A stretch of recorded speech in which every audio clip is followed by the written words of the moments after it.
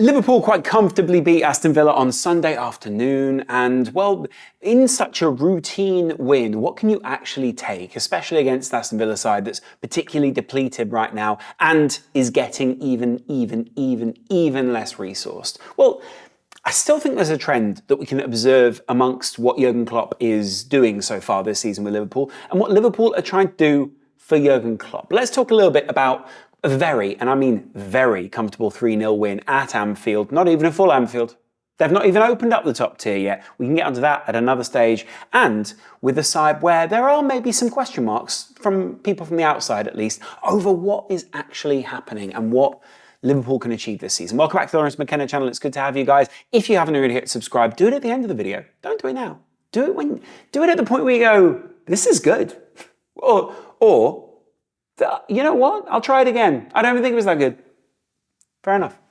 Liverpool started out, of course, with what most people will call a traditional 4-3-3, but actually very early on it became extremely evident that Trent Alexander-Arnold was trying to drop into the midfield, that Liverpool were trying to push someone at least like Andy Robertson up the left side, but also that was heavily supported by someone like Curtis Jones, and then that Szoboszlai and McAllister were basically running that midfield area, or at least trying to run the defensive side of that midfield area, right? Both of them putting in a real shift in this game, and both of them managing to upset the rhythm of Aston Villa, a side who never really got into the game at all. We're trying to get at that 32 and 2 at the back without the number 4, but really, did they ever do that?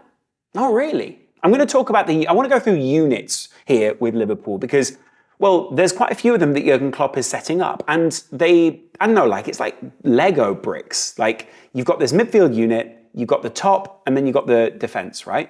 But that midfield Lego brick middle that Liverpool are trying to build right now, it was something I think a lot of people had a lot of doubt about at the start of the season, right? There was a lot of questions around who was doing the defensive roles, who was capable of the defensive roles, even if they maybe weren't a natural 6 or 8 or 10. And one thing that I really covered in the Ryan Gravenberch video was Liverpool's adaptability, Liverpool's sharing, and Liverpool's need to defend through the system rather than just one player and not being overly reliant on one player. I did think that was particularly interesting. Liverpool have lost people like Virgil van Dijk in the past. They've lost people like Fabinho. And there's been a bit of this whole thing of like Jurgen Klopp gets players to play beyond the sum of their parts. Well, guess what tripped him up at times at Dortmund? Losing one specific player. Guess what tripped him up at times at Liverpool? Losing one specific player. So what he's now putting together is a team that look more overall capable. Is that even a sentence? Yeah, probably. It's a side that, yet is not anywhere near the juggernaut that was Liverpool and under Jurgen Klopp just a couple of seasons ago, but shows signs of being able to impress themselves on a game, being able to control the midfield, and also understanding where everyone else is. Something that we haven't really felt or seen for quite a while amongst Liverpool players. For most of last season, even during the Manchester United game, it didn't really look like anyone in this Liverpool side was ever truly comfortable with where they were. Sure, they had moments where it was like, oh look, there's something, we've kind of fallen into the right positions here. And there were moments where you think to yourself, well, look, like this could fit together quite nicely, but it always felt like a side in transition. Liverpool have moved on to really significant midfielders, and in a sense, it felt like the side has taken a bit of a breath. Not that they're rid of them, not that they wanted to move on, but that Liverpool overall were able to just stretch their legs, show what they're capable of. And Villa really allowed them to do that. And I want to go into some of this, right? Let's talk about some of the heat maps that we saw in this game. Most people love to overlook heat maps. I'm not even going to tell you that any of these heat maps are particularly significant. I'm sure there are past stats and all kind of things that we should actually be getting into. But what I do want to talk about is that in terms of a spread, and who the people that they're allowing and enabling, that in terms of a spread and the people that Curtis Jones is allowing and enabling, and then the two wide guys who are getting a lot of joy on the ball, but particularly Trent in this game, who are then able to basically release that front line. There's constantly a runner, be it Luis Diaz, be it Nunez, be it Salah, who is somewhere between, they're in that half space, but it's kind of like just on the edge of the half space, almost looking to go wide, right? And then they were looking to cut it back in. What I loved about that, and what I really love about Liverpool at the moment is, they have done that in previous games, right? If you even look at these average positions for Liverpool away, Dominic Szoboszlai was looking to, he was Liverpool quite defensive against Chelsea, right? But what they were looking to do was get Diaz and Salah away on those wings, and it was enabled by the fact that McAllister was sitting quite deep. Szoboszlai was covering himself in glory all the way across the field, like he has so far this season. And Liverpool were basically covering as many bases as possible. What at the time we thought was Liverpool making up for not having a six. But ultimately, I think that Liverpool have looked at it's not about playing a box. It's not about playing one holding pivot or whatever it is. This is about the press again. Liverpool pressed really convincingly, and this was probably the first time I've seen it so far this season, pressed Aston Villa really convincingly in this game. Hunted in packs, moved in waves, looked like they had huge amounts of energy to just keep going against this team. And ultimately what they did early on was get the goal, Dominic Szoboszlai on the corner, and it was a beautiful strike. I know the preview, the profile that I did of him when he first came to the country was pretty much this guy loves taking long shots. Now I get it, Liverpool have probably put this guy into training and gone, we know you like taking long shots, but if you're gonna do it, you need to be better at it. The technique that he took this shot with, I'm not really one to talk about technique. I can strike a ball relatively well. And that's not even by Premier League standards. But just to the average viewer, the normal eye, any idiot could work out that ball was perfectly struck. It was a daisy cutter off the top and then bounced back up. I was kind of hoping it would stay low, but it didn't. It kind of put it in just the right position for the goalkeeper not to save it. But the point is, it hit the far side of the net. Liverpool find themselves 1-0 up. A great position to be in early on. Secondly, then, that all came, by the way, from Liverpool pressing.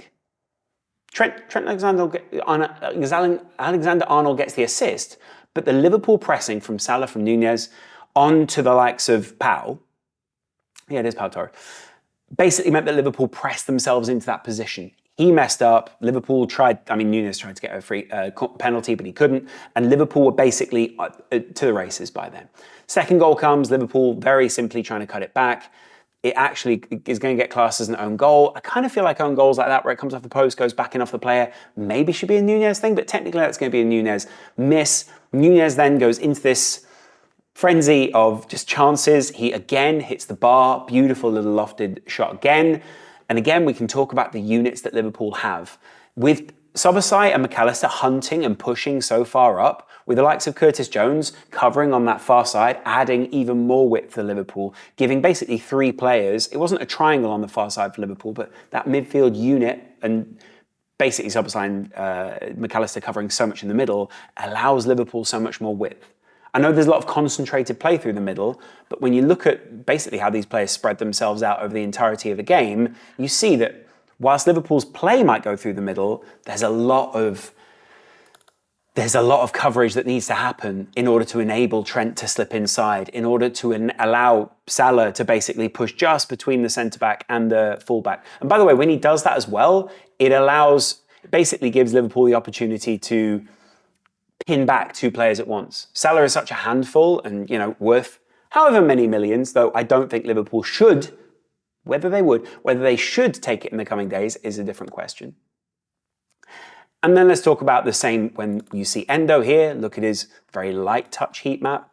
Look at that for a touch map, right? He's all over the field. Liverpool were looking to sign someone like a Jude Bellingham. The summer before, someone like a Tchouaméni. Even after that, they were looking at other players. They couldn't. Rice probably they were never in the running for him. But look again, a really spread out piece of midfield play here from McAllister as well. And I kind of wanted to go back and map this and say, well, what was it that Fabinho was doing for Liverpool? Because people keep talking about this traditional six thing. I've seen Fabinho obviously play the great six role, break up the play, bring it forward. He did that very successfully. No one that Liverpool have signed is particularly Fabinho shaped, should we say. Endo probably the closest of them, and Havenberg the closest in terms of stature, what it is that he looks like. You could say that, could be Szoboszlai. So Fabinho last season against Chelsea, this was a 0-0. Pretty spread out, but assisting all the time, just behind Curtis Jones, trying to support the attack. Basically, Liverpool in this game were trying to get themselves as far up the field as possible and impose themselves on Chelsea. He gave them that foothold. Liverpool are now getting that foothold through multiple different players being available in multiple different scenarios, multiple different places. And you see them so spread out because it is that the sum of the parts will add up to a defensive shift, right? Obviously, this was a really fantastic piece of defensive play here, but he's giving them footholds in the game. Liverpool are getting a foothold now in a slightly different way, though that looks very similar to that. So McAllister probably giving Liverpool the best of the defensive actions so far, breaking up play. You saw it, you can even pass the eye test early on. McAllister's definitely the more defensive of the two, though I also really enjoy that Szoboszlai is just getting in there, breaking play up. He's always back in the penalty area when he needs to be. There's times where he's basically tackling their winger, and he's giving Trent a bit of space, he's giving Matip a bit of space, and he's giving Gomez probably a bit of respite. Really enjoyed Joe Gomez in this game, by the way. I didn't think there was a moment where he slipped over. I felt pretty bad for him because up until then I felt he was relatively flawless. But I felt like he commanded that backline pretty well alongside Joel Matip, and it's a tricky set of boots to fill for Virgil van Dijk, right? I'm not saying that, when he comes back, he won't be in the team. I think Virgil van Dijk will always be first choice for Liverpool while he's fit, as long as he's not got a red card. I think Joe Gomez did a really good understudy job. And actually, there's an argument to be made that while people are saying Liverpool needed a centre-back immediately, in these kind of games, they didn't put enough pressure on the likes of Joe Gomez, Joel Matip, those kind of guys. And that's kind of what I wanted to cover here. Liverpool were just allowed to impose themselves on this game. If you look at it Liverpool didn't really struggle in any part of the field. Salah could impose himself, Diaz could impose himself, Nunez multiple times just running through the middle or at least pinning himself onto that centre-back and just running around, pushing him around. Is that really what we're worried about? If you're Villa, you should be really thinking about we're trying to get top four here. We want to impose ourselves on the game. Liverpool bossed this. And weirdly, look at that. This is... if you put Trent there, that's a 4-3-3. But weirdly, that is a 3-4-3. It could even be a 3-2-2-3, which is, again, you could say there's a box in there, but it's that slotted side box that Liverpool are going for at the moment. Look, see that? A lot of teams are going for that at the moment. But there's a partnership there, there's a partnership there, but there's also a partnership there. There's a partnership there, although those two got under each other's feet at different points. And there's also a partnership there as well, where these two are looking for each other. And what I love about it is there's times where you see Trent almost slipping back into this role here, looking for the ball from this kind of area, right? And then on top of that, you also see him going out wide, which is why his heat map often shows him very out wide, and then trying to slip Salah through the middle like that. Maybe that isn't the best colour for you guys. Trying to slip Salah through the middle like that. Or basically, a lot of the time it is Salah. But then he's also carving out this ball here, and here's Nunez a lot of the time. Or Diaz, or whoever. What this midfield is allowing is a lot more casually and a lot less stilted nature to the play in terms of, Trent can just step up. Trent can just get in there and just spray the ball around. This is quarterback-style football from Trent Alexander-Arnold.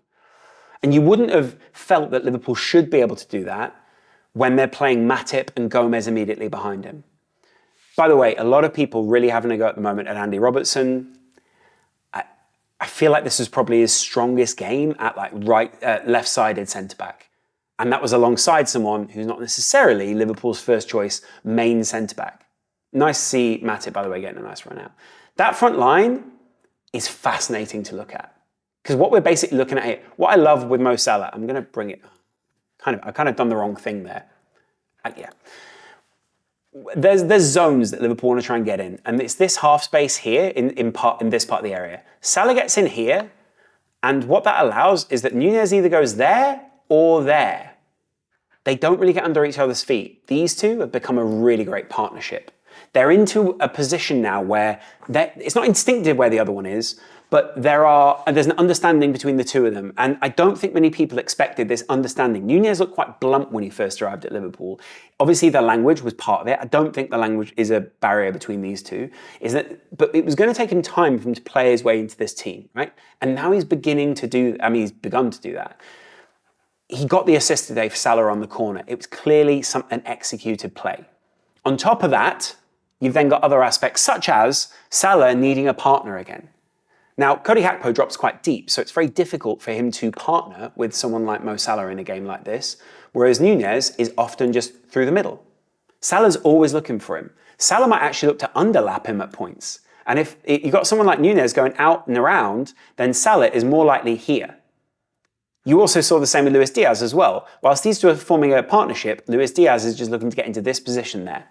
And it affords so much space. The danger of what Liverpool are creating, the overloads in these very specific areas, the worry that the defenders have. You saw that Digne didn't want to get Salah in over the top. You saw that there was a lot of panic so many times when basically the runner's on the last shoulder of someone. They would worry about them just either getting thrown goal or then just being able to get down here, cut back, get down here, cut back. It's pretty mad to watch. Because what's even madder to watch is Liverpool have done that for about half an hour, 60 minutes, 70 minutes, right? And then there's half an hour left, 20 minutes left, and you bring Cody Gakpo on, and obviously he's a lot more advanced because they don't have a striker anymore. But then if you bring Joshua on over here, and he's coming in from there, you're cutting back to there, you've always got Mo Salah on the overlap.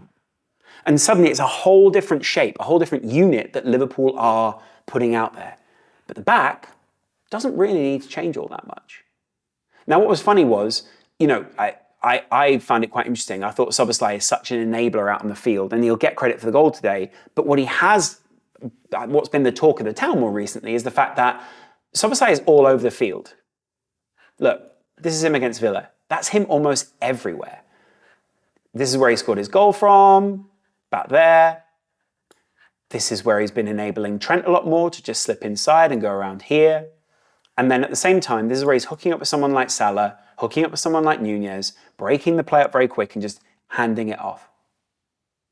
And we thought that when Jordan Henderson left, when Fabinho left, we'd be a little bit worried about what it was that Liverpool were trying to create in that midfield. But in fact, we knew that there were players like Szoboszlai who could come in and will be technically brilliant, be dynamic. He's been fantastic so far this season, and I'm really enjoying a lot of what he's done. It's especially interesting, again, when you look at the support he gave Trent against Chelsea, when you look at the right-sided play that he had against Bournemouth, and then also, where's the Newcastle game? There. Look how spread out that is, but again, more right-sided support and quite compressed there from Liverpool. It's quite interesting to look at the difference between Newcastle here and Aston Villa here. I think this is Liverpool comfortable. This is Liverpool when they're under pressure, when they've got a team that is playing them well. And that's the final thing I want to finish on here. Villa was an easy win. Too easy, actually. I wouldn't get sucked into that's how Liverpool are going to play for the rest of the season. There are going to be much more swashbuckling games like this. And also, obviously, with this game against Newcastle, it was a very different profile of player they were playing against Newcastle. But also, they were playing with 10 men. The point is with Liverpool, this was also very bespoke tactics. James Alcott covers it on his channel. I'll put a link to that in the description. He's fantastic about it. The point is with Liverpool, there is adaptability now in this side. It's not your traditional 4-3-3, even though the average positions might indicate that. There is more of a line through the middle of the side. The Nunez, Szoboszlai, McAllister, probably Gomez in this game, but normally Virgil van Dijk, all the way back to Alisson. Alisson, by the way, very comfortable with his feet in this game. Very little pressure was put on him by Villa, and I actually felt like he did a really good job of redistributing the ball. There's a couple of games very often where you see the ball go very high and wide from Alisson. That didn't happen in this game. He never really looked all that panicked. I think this Liverpool side have at least created an understanding. My mental drawings, look at that. That's a terrible drawing. Anyway, I'd love to know what you guys think. Without Virgil van Dijk, it's fantastic to see that Liverpool look a lot more comfortable in the past. Everyone would have been talking about no Henderson, no Van Dijk. Now those guys aren't in the squad. There's excitement around someone like Havenberch. Let me know if you're Dutch in the comments below. And what's interesting about it is Trent Alexander-Arnold, great performance, 8.1, distribution from the back, captained Liverpool. Captain. Really interesting to chat to you guys. Thank you very much for sticking around on the Lawrence McKenna channel, and I will see you guys again real soon right here. If you've not already hit subscribe, hit it right now. Later. Much love, guys. Bye. Back to work. Next game, please.